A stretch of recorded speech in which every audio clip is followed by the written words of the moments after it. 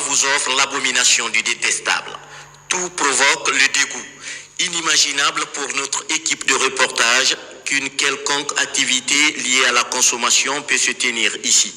Et pourtant, chaque jour, dans cette ancienne ferme, du riz pourri est reconditionné par un groupe d'hommes à Bentouraya, commune urbaine de Manéa.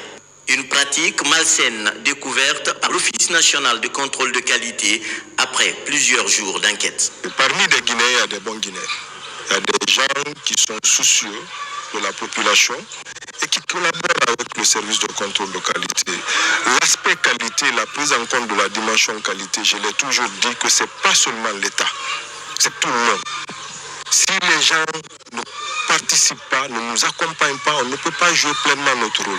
Nous avons découvert des sacs de riz qui sont orientés vers la consommation animale, qui sont reconditionnés, des sacs de riz de mauvais état, des riz pourris, très mal conditionnés. C'est une condition de salubrité totale ici. Et donc, qui sont reconditionnés et mis à la disposition de la population. Ici, près de 10 000 sacs de riz avariés déjà reconditionnés sont stockés, prêts à être vendus sur le marché. Partout, des chenilles cohabitent avec la marchandise, sans oublier des sacs et du riz brûlé éparpillés par endroits.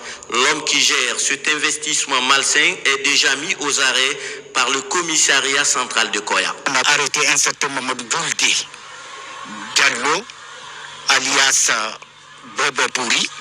Après un certain temps de son interrogatoire, il voulait tout nier, mais nous, on avait des éléments d'appréciation qu'il ne pouvait pas nier du tout. Il a essayé d'appeler de gauche à droite, comme nous avons été instruits par notre autorité, surtout notre ministre de la Sécurité et son vaillant directeur national, la tolérance c'est zéro et il n'y aura pas de fausses notes dans nos enquêtes. Dans cette sale besogne, ce matériel est utilisé pour coudre les sacs reconditionnés. Le tribunal de première instance de Koya a aussi constaté de visu les preuves irréfutables et rassure les consommateurs que la loi sera appliquée dans toute sa rigueur. Je vais rassurer l'opinion publique en ce que je parle au nom du procureur de la République de Koya, au nom du parquet de Koya. Ce dossier sera traité avec diligence, célérité.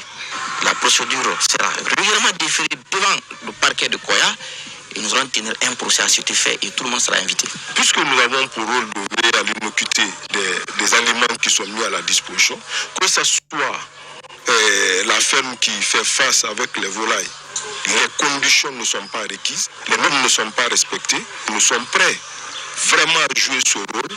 Et nous avons aujourd'hui le soutien de Madame la ministre dans ce sens et nous pensons et nous sommes sûrs que nous allons trouver des solutions escomptées à la mission qui nous est donnée. À côté de l'entrepôt de riz se trouve une ferme avicole appartenant à la même personne.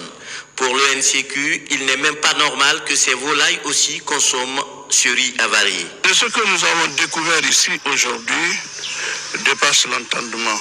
Sincèrement, je ne pensais pas que des Guinéens pouvaient chercher de l'argent sur le dos des Guinéens en les rendant malades. Vous savez, l'État, c'est tout, c'est un tout.